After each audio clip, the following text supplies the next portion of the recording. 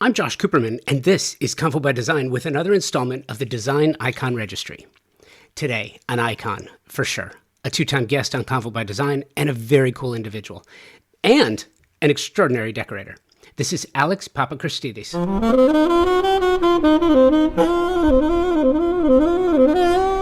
If you have heard these segments before, you know. For those who haven't, I will share. I don't do contests, and I most certainly don't do lists. Lists, in my opinion, are gimmicks designed to capture clicks. They are clickbait, pure and simple. You can't tell me that a list of 50, 75, or 100 designers and architects are the absolute best at what they do without providing context.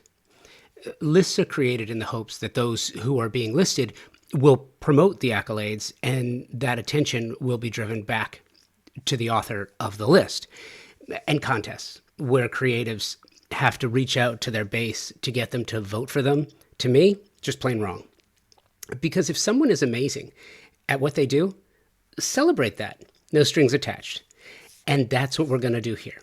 Now, the criteria. Each individual, each inductee has been a guest on Convo by Design. That's the first thing. They have a body of work that is exceptional in their various disciplines beyond repute, and there is no justification required for their world-class status, plain and simple. They give back to the industry. They are innovators, givers, and make our industry better than they found it. This project is called the Convo by Design Icon Registry, because that's what this is, tantamount to a Hall of Fame. But more, what's an icon? Described as an icon, a person or thing regarded as a representative symbol or as worthy of veneration. A registry is a well-curated list, and you can consider this a venerable who's who in our industry with gifts to offer and a willingness to share them. Pablo Picasso is credited with saying, the meaning of life is to find your gift, and the purpose of life is to give it away.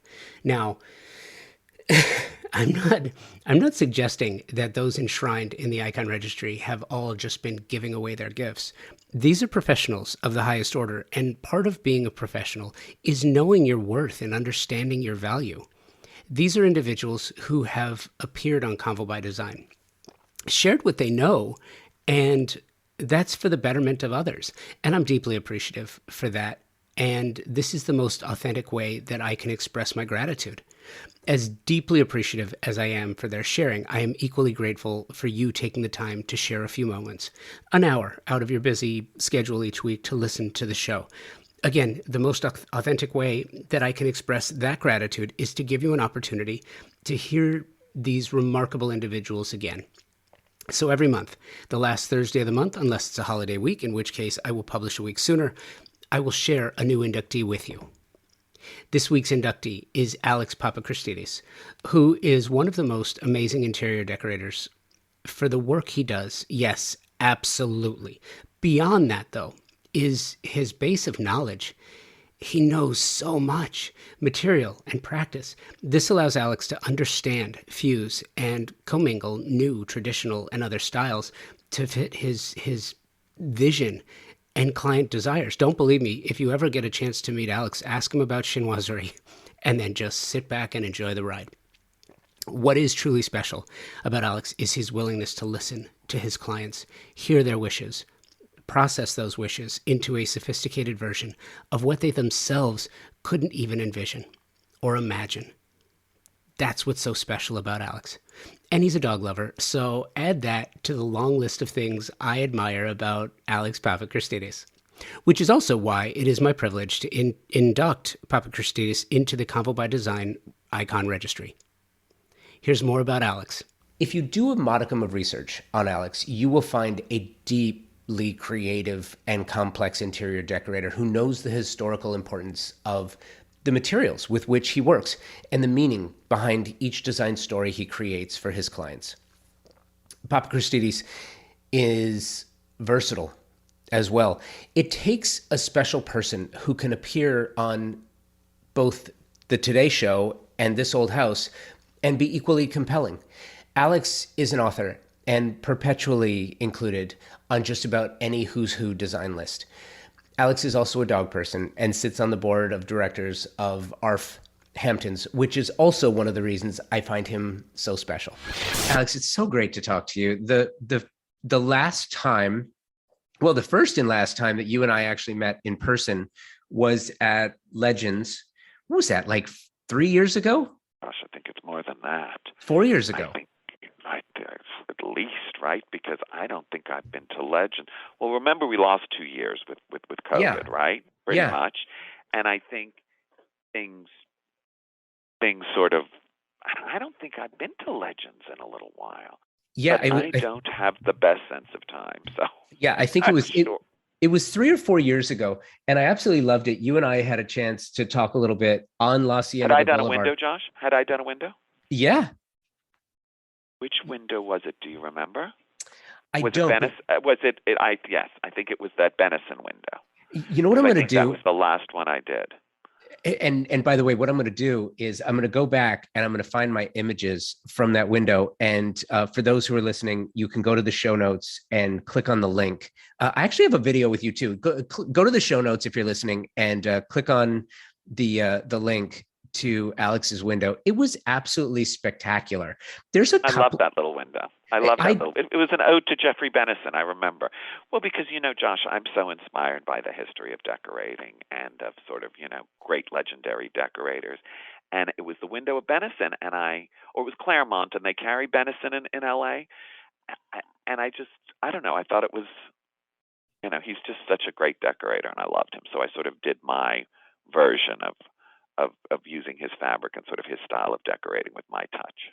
Yeah, and two things. It's funny because I haven't looked at this in years, Alex. And two things still strike like they were yesterday: chinoiserie and the lions. Right. Well, I got to go to pick from all the wonderful local LA dealers and the antique shops, Yeah, and so I found wonderful things that were locally sourced in LA. So I love that. it's funny too because that's one of the things that I have so missed over the last couple of years. The other thing that really stood out to me, and one of the things I was excited to sort of reconnect with you about, was since that conversation, or since that event rather, Bunny Williams was there, and you had asked her a question about Parish Hadley that has since stuck with me. You were asking her about her experience with Sister Parish and something that you had heard in the past, and she and I have since had a conversation to sort of explore this further about what she learned about the business that she loved, but most importantly, what she didn't want in her own firm. And I kind of wanted to circle back with that same idea with you, Parsons School of Design, the new school, and the lessons that you've learned specifically as it relates to, you have such a well-defined sense of style. You're not just a creative, but you're also a historian, and you kind of you weave and you blend and you mold these things into your design, kind of like what you were just saying. Have you always been like that? Well, I guess it's a little different for me because I never worked for anybody, right, Josh? So Yeah. I've never worked for another decorator. So I guess my style is sort of my own style, but with a sense of history. And so maybe history is a little more important to me because that's how I learned to decorate. Does that make sense? It does. So I didn't learn from a Mark Hampton or a David Easton. I didn't learn from those people because I didn't work for them. Now, am I inspired by their decorating? By all sort of great decorators? Yes, but I tend to be inspired from decorators before that. I'm such a Francophile. So the French decorators are probably, my big, the Henri Samuels and the, Janssen and pretty much everybody who worked there, Stéphane Boudin. But then, of course, I'm also inspired by Renzo Mongiardino because I love that kind of, I love layered decorating. And I think that was sort of at its best in, the way that I liked it most in the 50s and 60s and that kind of divine decorating that still feels fresh and a little bit modern, and the way they would use, art, mirrors, and sort of even contemporary elements, even Valerian Rybar, the way they did things that were so classic but modern, but had this kind of edge to them. So, I guess that's how I've been influenced, really, and why history is so important to me, because I've always been on my own. It's really interesting to hear you say that too, because as a I've historian, never thought of it before, Josh. Just talking to you now is how I came up with that, really. It's the truth. I've never really sort of sat and thought that through. But when you said about Bunny and working for Sister Parish, I thought to myself, well, I really never worked for anybody. So what is it that is my influences? And it's history. And that's probably why history is so important to me. and because of that, you are a maximalist. You are a maximalist. I mean, you I and am and I'm not. It depends on the project and who it is. You know how I say I am a maximalist, in that it's about layering. And even if it's contemporary, I like objects and art. And even if it's clean, I still like stuff. Yes, I like things. I like beautiful things. I do. I can't help myself. I love beautiful things. And and my I clients do too. Yeah, no, I get that.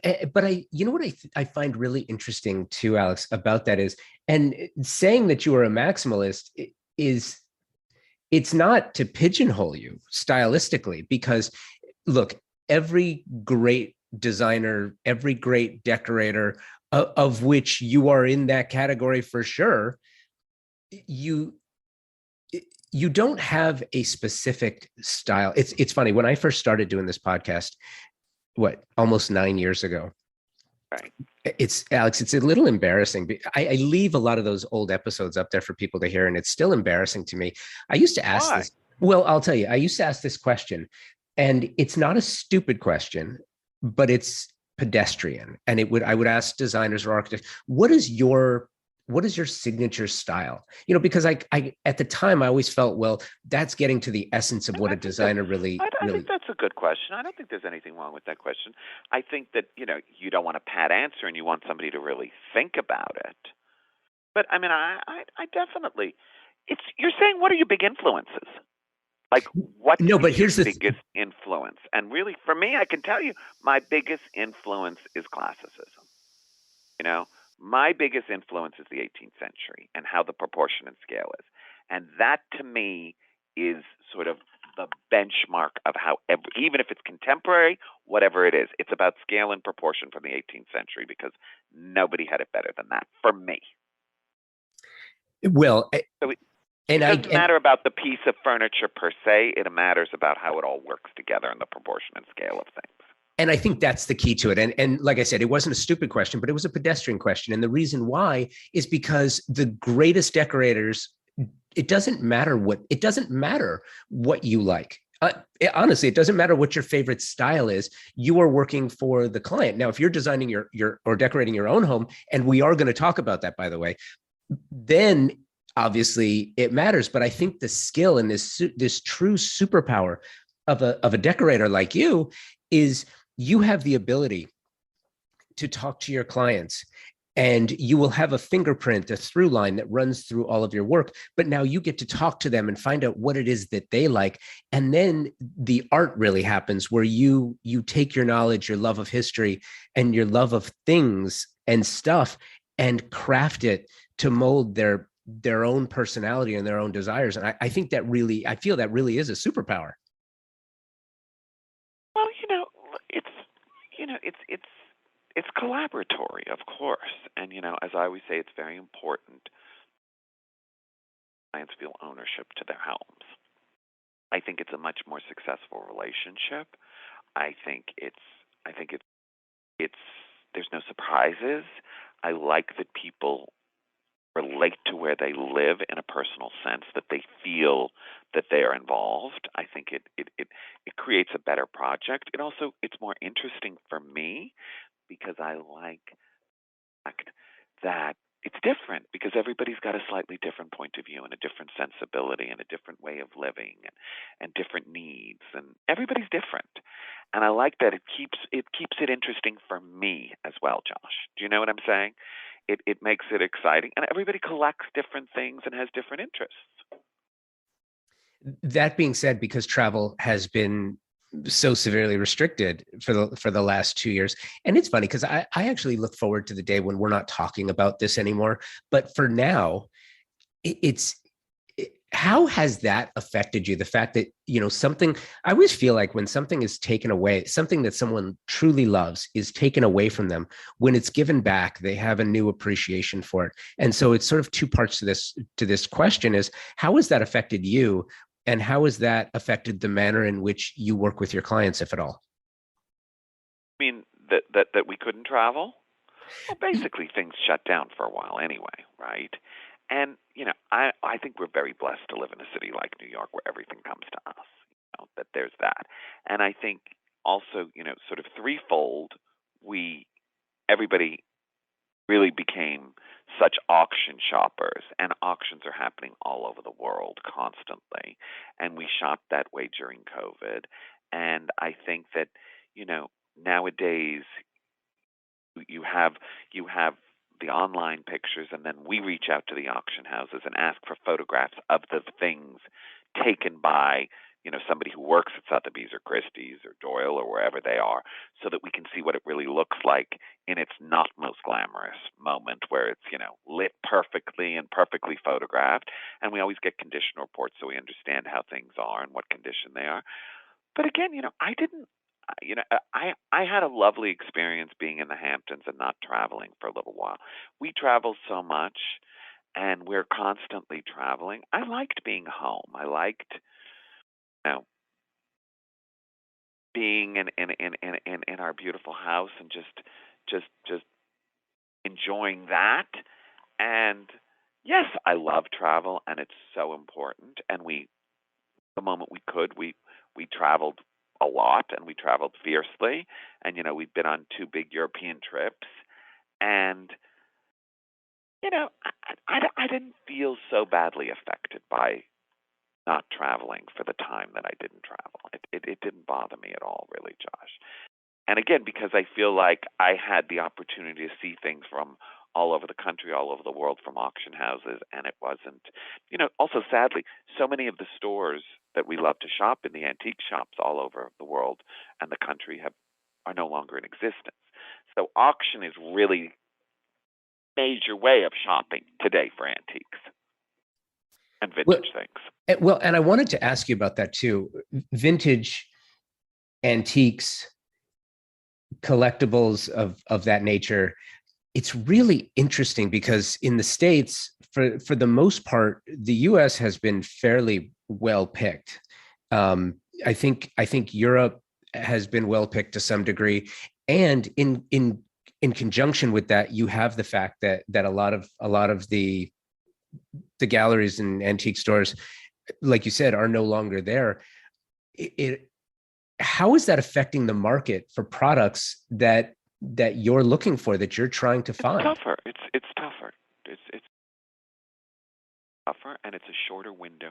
You have to show your clients the things that are coming, and often you can't see the things in person. So that's, a little frustrating. And sometimes, the auctions previews up for 5 days, and, the client happens not to be in town.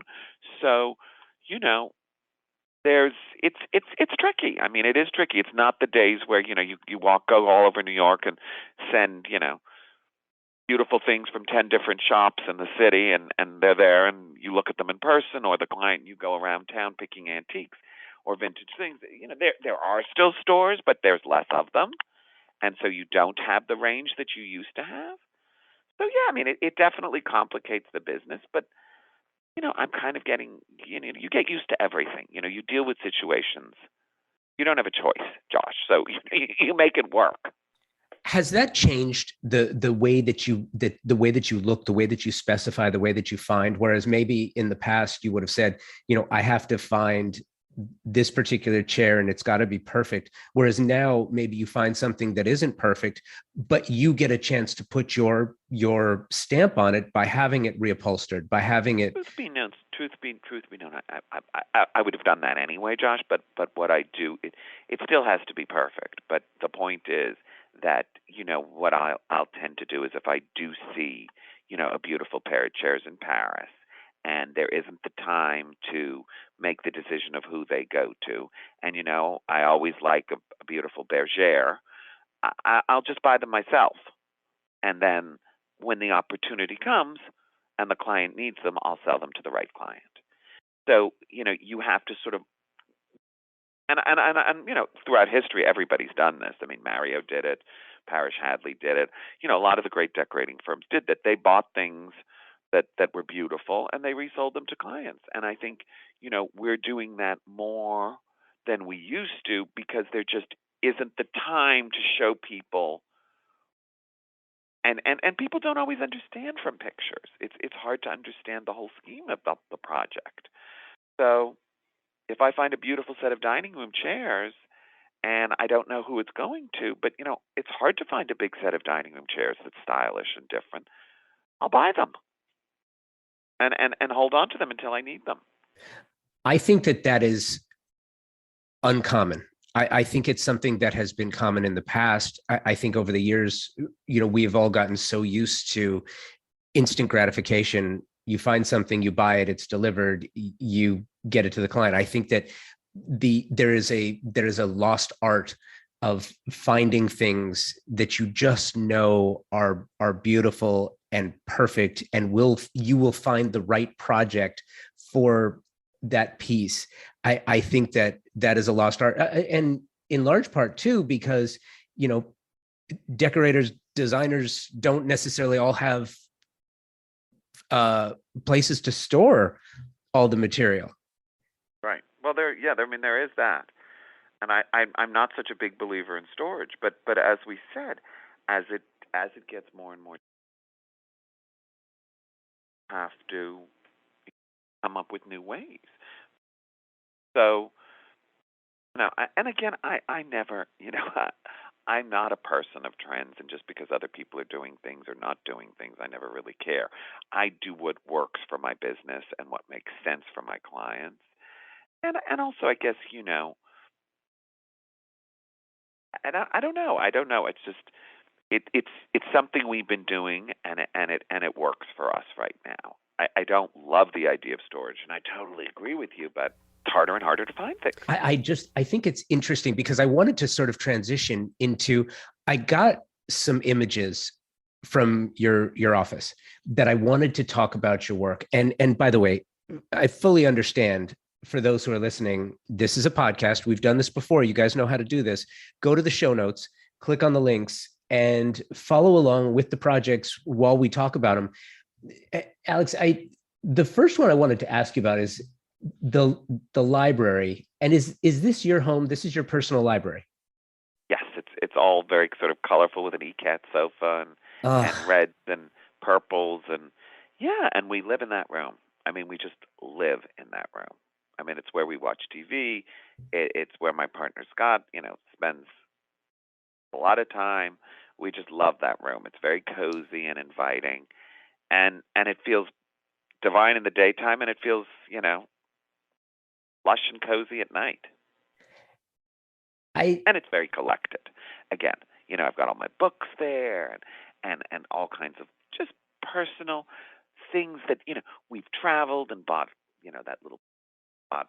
There's a little painting I bought in Portobello Road in London, and then there's a bronze deer that I bought in Hudson, and then there's, a beautiful little 18th century bird that I bought in Paris, and so it's filled with memories and memorabilia and things from our life and our travels together. And again, it's sort of, our home is very much a history of our lives.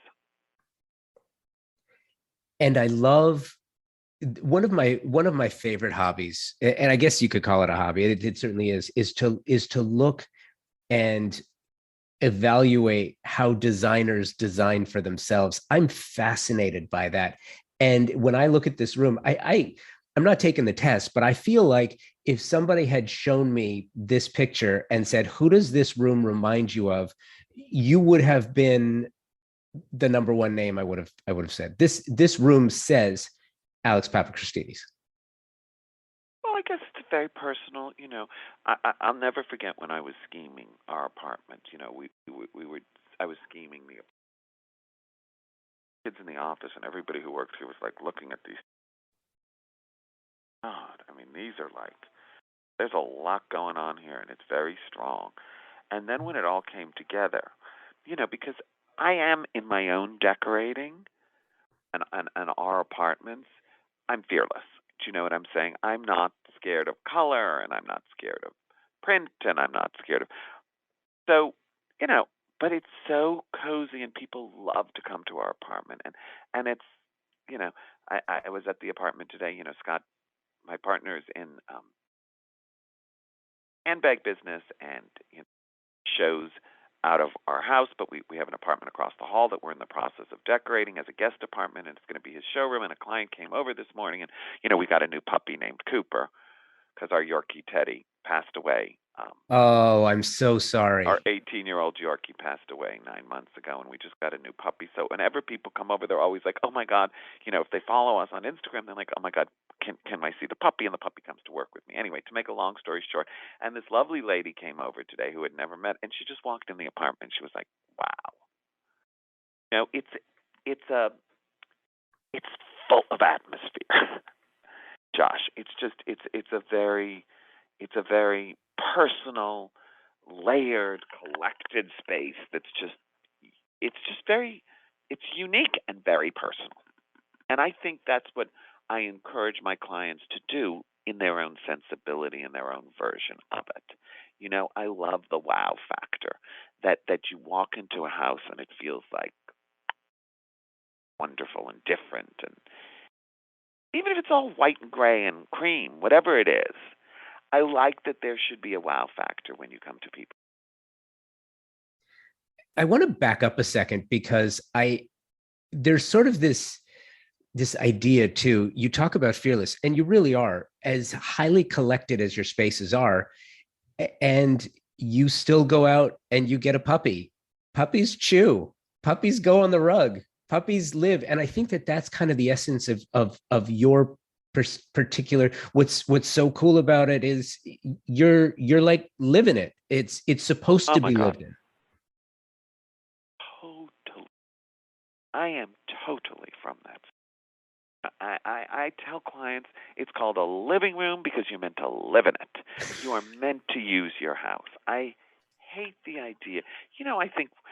I think sometimes, I don't know, a while ago, I guess growing up, people, you'd go to your friends' houses and you'd walk through the house, and some of the rooms would feel like, people didn't go in them.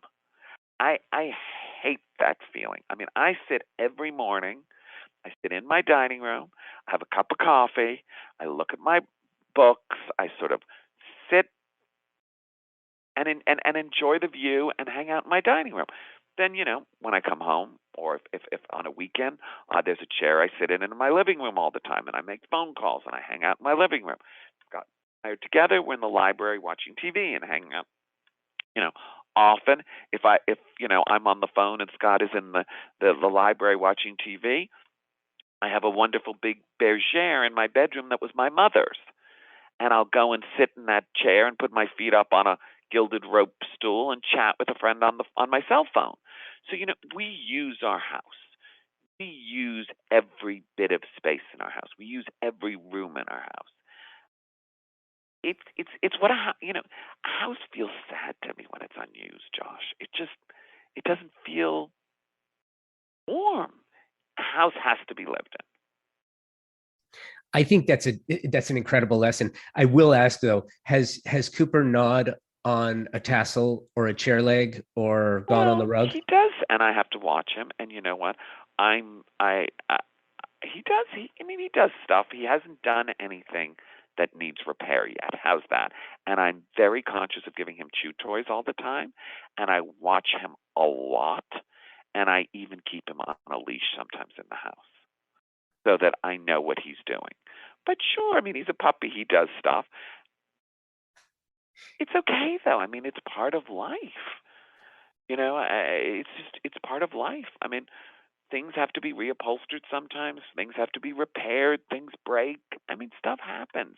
We're just very organized in my office that we basically have somebody who can repair or fix anything that happens. And in our country house too, stuff happens. We have great spot cleaners, and we have great, and look, I mean, I don't know I don't know if everybody knows what gaufrage velvet is, but what it is it's this process of heat pressing velvet to put a pattern on it. And it's something that I love because you can sort of create your own fabric by taking different designs and heat pressing them onto different colors of velvet and different things. So it can almost be unique to you. And Raquinier does it for us, and so does Claremont. Two places do it for us. Anyway, we have a chair in our living room that is it is gaufrage velvet, and it's the chair that I sit in all the time. And I myself, I was drinking a bottle of water one day, and I was on the phone, and it slipped, and I spilt water all over the chair. And what water does is it takes the pattern off. The chair needed to be reupholstered because there was like a big sort of blotch of empty print. I've lived there for 8 years. No, I've lived there for now 10 years. And yeah, it happened once, and I had to reupholster the chair. But, you make mistakes yourself. Stuff happens. Other than that, it's been perfect. Our library sofa got a lot of use. We've reupholstered our cushions on our library sofa already, once since we've lived in the apartment. I mean, stuff gets worn, it gets used. Some of it's fine, and it adds patina to the house, but when it starts to rip and it looks horrible, then you have to change it. But a house needs to be lived in, and things can be fixed. And really, I mean, they last a long time, even with constant wear and use. Good quality fabrics and good quality things, they get used and they get enjoyed, and that's okay. Let's actually change rooms and go to your living room so we can talk through this. So which chairs are we talking about? So you have the sofa. I don't think you can see it in the picture that you had. It's a blue gaufrage. It's this wonderful chair that I bought probably 15 years ago. I bought it in Hudson, New York, and it's a 19th century. It's a Louis Philippe upholstered chair. Bought it in Hudson. I actually brought it to my upholsterer, copied it because I just loved the shape of the chair. I sort of tweaked it a little bit, made it my own, and opened it up and changed the arms. But I love the idea of sort of 19th century upholstery because the scale of the proportions are so beautiful, and that they're not so heavy and the arms weren't too chunky. And it's actually a big little chair. I don't think you can see it in that picture. I think I do. I think I do have an image with it. Chair. It sort of has a wonderfully shaped back. Yeah, high back. Tassels at so that's the bottom. The chair. Fringe at the that's bottom. That's the chair that I spilt the water. Yes, that's the chair that I spilt the water on, and I had to redo. But I've redone it once in years, and I sit in that chair every day. So stuff happens. It definitely happens, but it's pretty rare that it happens, even by like a lot of use. Tell me about the floors in your living room. Well, I love stenciled floors. It's something that we They're do gorgeous. I've worked with the same man who's done this for me for probably 27, 28 years, Andy Holland, and we've done these stenciled floors. And I sort of take the designs in our living room. It's Parquet de Versailles. So I have this thing that I sort of do wherein I take stone floors like Roman or Grecian or, stone floors from great English country houses, and I turn them into wood stencils. And I sort of take these classical designs and blow up the scale and tweak the proportions and change them and use them as sort of a backdrop for my decoration. And I love them because I love the mix of sort of organic and geometry. And I just like the feeling of that. And sometimes it's great just not to have carpet in your living room, Josh.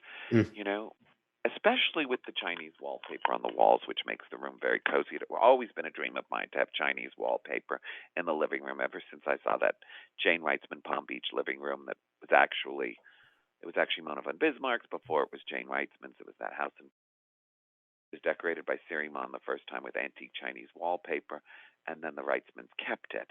But I've always loved the idea, and I've always wanted Chinese wallpaper in the living room. So I designed that and came up with that Chinese wallpaper and chose all the clothes and what everybody's wearing and the types of animals. Anyway, and I loved that. And so that was opulent and busy enough. I felt like we didn't want a carpet in the room. We didn't want a patterned carpet. And I find sisal, you know, splinters, and I had sisal in my old apartment, in our old house, and I just felt like, no. And also sisal's terrible with the dogs and staining. So I left the floors in the living room and dining room in wood and did these patterned stencils that are just great.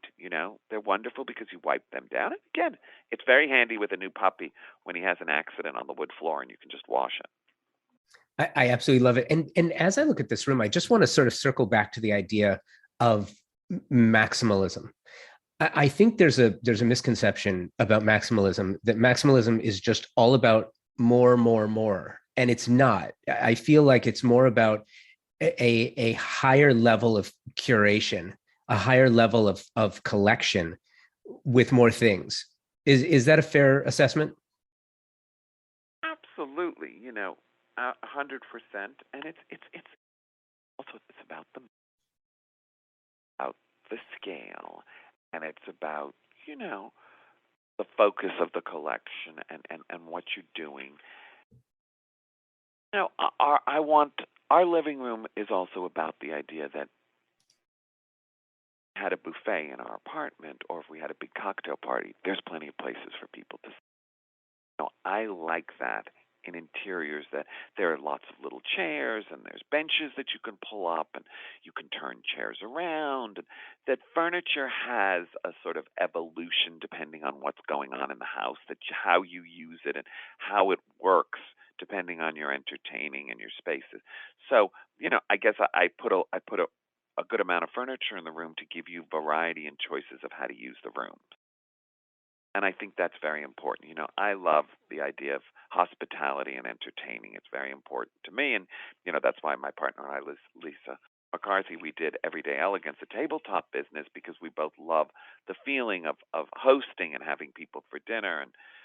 And so, I like that rooms work in different ways. I like that there's choices of places to sit and you can move furniture around.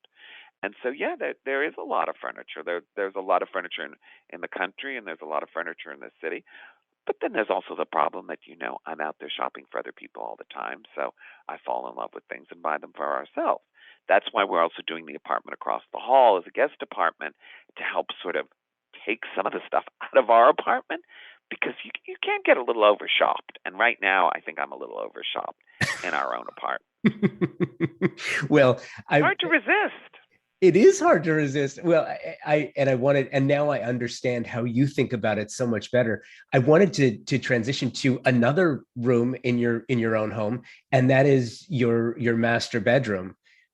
I think this is a perfect example of what you're talking about. About the traveling and the collecting and the layering. So I found that paper years ago, 10 years ago at Stark, and I had never seen it anywhere. And I guess since then, that paper's just really, everybody's loved that paper. It's Swedish.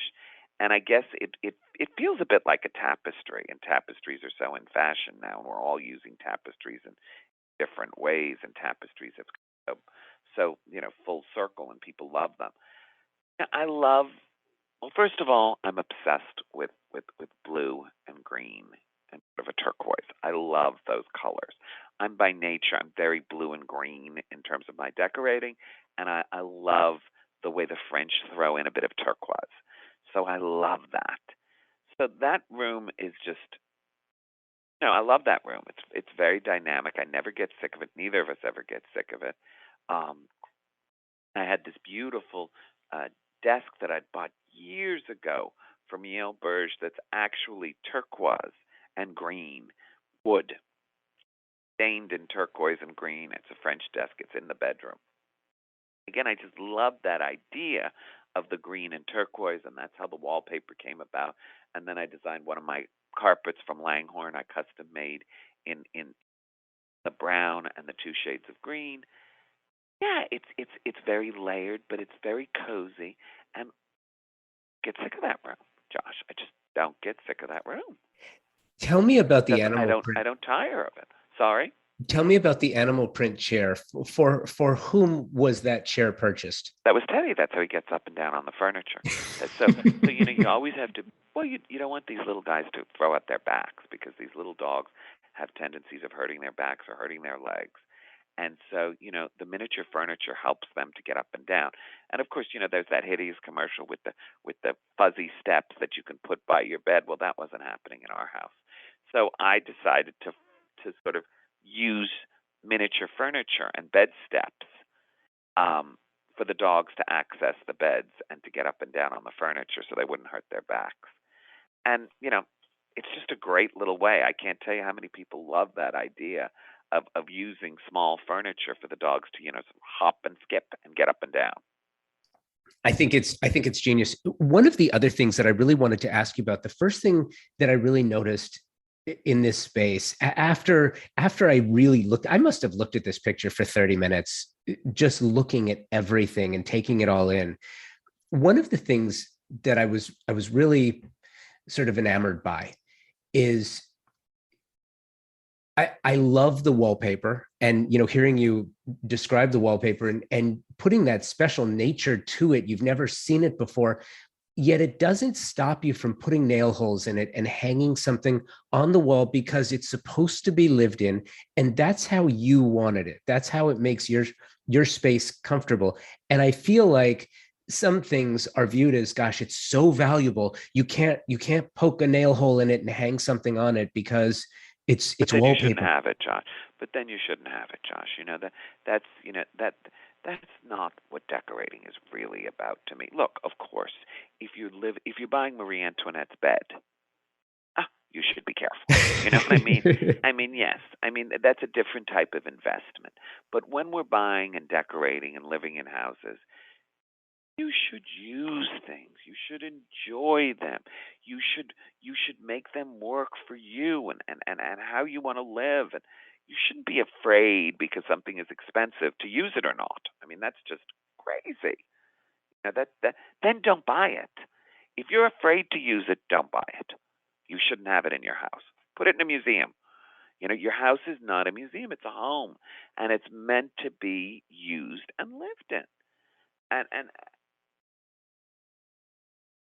And I feel it's the way it should be to me. I can't even think of it any other way. And I feel, though, it's just so interesting, because you have this dichotomy. You have the two sides of it's luxurious. And so because it's luxurious and because it's expensive, it needs to be handled with kid gloves. On the other side of it is, this is what you want. This is your home. Use it, because that's what it's for. You have to pay attention, Josh. I mean, of course, look, don't eat in our bedroom. You know what I mean? I'm not like, you have to be careful. I mean, you have to pay attention to things, and there needs to be a level of maintenance, and you can't. Yes, you have to respect, but again, you should respect your things. It's a privilege to own beautiful things, and whether it's your clothes or your home or whatever it is, we're careful with our things. We pay attention, but we still live in our spaces. I think, you don't. It's wasteful to be sloppy and messy and not pay attention to, beautiful things, but at the same time, there needs to be a level of enjoyment and using beautiful things. Otherwise, what's the point of them being there? Just to look at? I don't think that makes any sense. Not in your home. You want to look at beautiful things that you don't use, then you go to a museum. And I don't think we don't create museums for our clients to live in. We create homes for them to enjoy. The last room I want to explore with you, because I think it's so interesting, and I wanted this to follow your bedroom, is the TV room in the Hamptons. Because the color palette is so muted. There is no blue, there are no greens except for the fern. But the idea is there. It's so comfortable. And I think it's interesting too that it's titled a TV room, but the images that I'm looking at, I don't see the TV. I know it's there. Yeah, it's on the other wall, and it's huge. You don't see the TV when you walk in the room because I didn't want that to be. But so, and it's a room we live in. Like, I find that the country is a little different from the city. I feel like and I mean, it's the beach. It's not really the country, but trees and nature, and I'm a city kid, so where there's trees and nature, it's all country to me.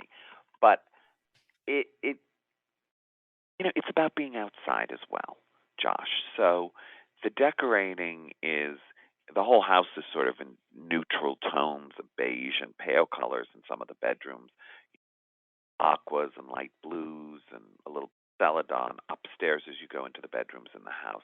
But the downstairs is predominantly taupes and creams and beiges and browns and neutral colors.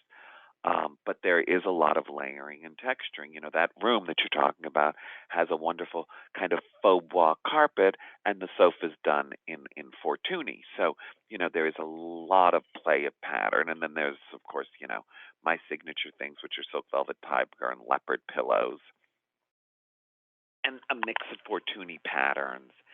And, the walls are in a beautiful strié velvet from Cowton, and the curtains a sort of woven check, like a woven. So, it's still layered, and then there are Benzies behind it sort of to give that organicness to it, and collections of Japanese things, and a gueridon, and, big pair of upholstered chairs and velvet. And there's still the layering, even though it's neutral. But it's a very, very cozy room, and it's about the daylight coming in, and it's about nature being outside. So the decorating sort of changed a little bit for that. I also like that it's a variety, that it's not so colorful in that house and that the other house is colorful. I think it's fun that different houses that you live in have a different experience. So we encourage clients, if the city's one way, do something a little different in the country, or if, house in the islands, make it different from a house in the Hamptons. Don't try and have a variety of choices so it makes it more interesting, and it also feels appropriate to the location that it's in. And Alex, I also, just one thing that I noticed that I kind of feel from this space, and as I hear you talk about it, it rings true. This is different, where in your design in this space, you are using the outdoors and nature to affect your design inside. Whereas in the city, you're not necessarily doing that, because unless you're on Central Park, you don't really have any nature to bring in the city. And in this case, you really embrace the outdoors to bring it in, because you had the opportunity to do so. I think that's really cool. Right.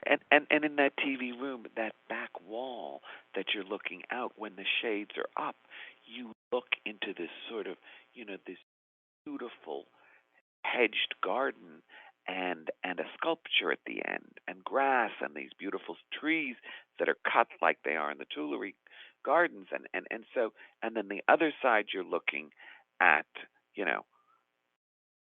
our tennis court that's surrounded by arborvitae, and then a big lawn on the. So yes, nature is a different. You're drawn to looking at nature, and it's even beautiful. Like, that room is beautiful in the winter when everything's covered with snow outside, and you see just sort of all the shapes in white outside the window, and it still looks beautiful with the kind of camel and white Fortuny.